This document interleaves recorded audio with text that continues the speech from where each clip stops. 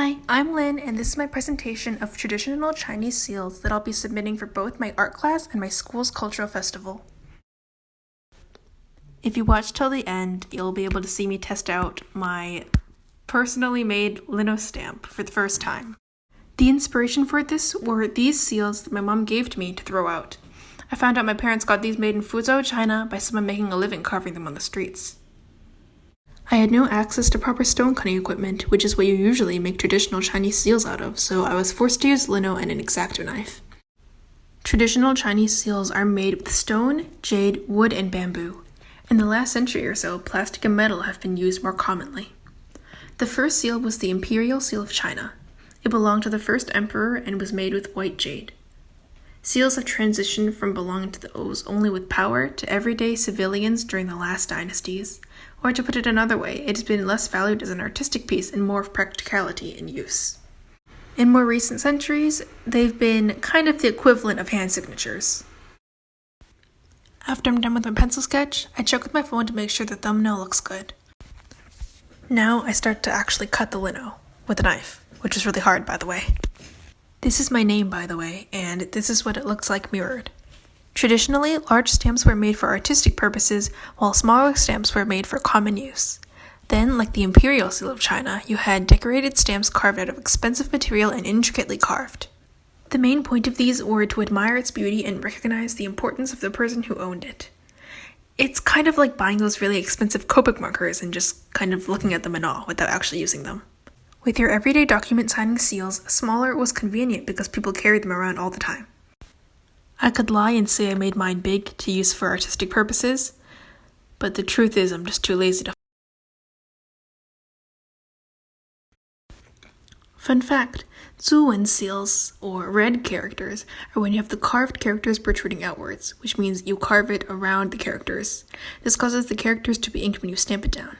It's also known as a yang seal, which is the white part of a yin-yang. Consequently, you have the yin seal, which is where you carve the characters themselves on the actual seal. So when you stamp it down, you have blank characters amidst an inked background.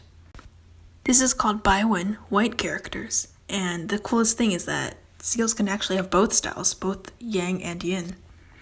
My parents' seals are actually yang seals, which means that they have the characters protruding outwards. I decided to go with the way my parents did it and also make it a yang seal. Traditional Chinese red ink was made in a pot. My dad has seen his parents use it before, and he calls the consistency like toothpaste. It used to be made with cinnabar and oils, which is the mineral used traditionally to make vermilion red. I found many articles talking about how toxic it is, but the amount of toxicity varied between articles. Whether it's extremely toxic or mildly toxic, the new synthetic version is used in today's pigments. By the way, I forgot to mention, yang seals, which is the one I'm making, usually have a border to indicate the edge of the seal, so I also have to cut that out as well. Something interesting to note about my particular seal is that my family name is large while the next two characters are small but equal in size. Chinese seals usually see the carvers play with shape and character. Most seals are engraved with names and other characters but can have images as well. In this video by Henry Lee on YouTube, he shows how Chinese characters are usually formatted. The last name is always first and is commonly formatted in a circular direction. It can also be read from the right up down towards the left. In both versions, you read right to left. My mom's stamps were made in 1994. According to my dad, seals were already scarcely seen in 1980. There's basically no seals used nowadays because, seals are really easy to replicate. Though he does remember my grandparents still using them back in the 1970s. The most interesting thing that I found while looking up seals is that if you look up Chinese seals on the internet, you'll find words written very differently to current-day Mandarin. This is because this is archaic or old Chinese.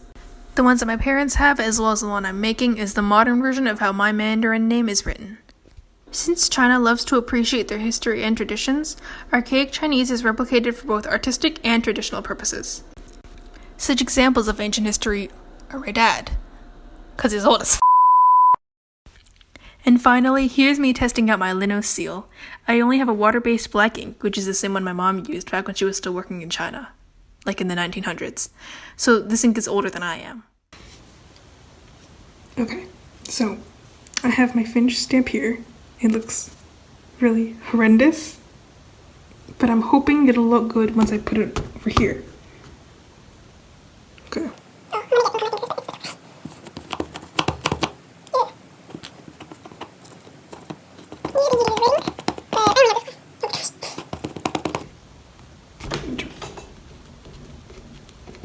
supposed to, with like those ones that you hold, you're supposed to like roll it around. But obviously, I can't do that. Oh, it sucks.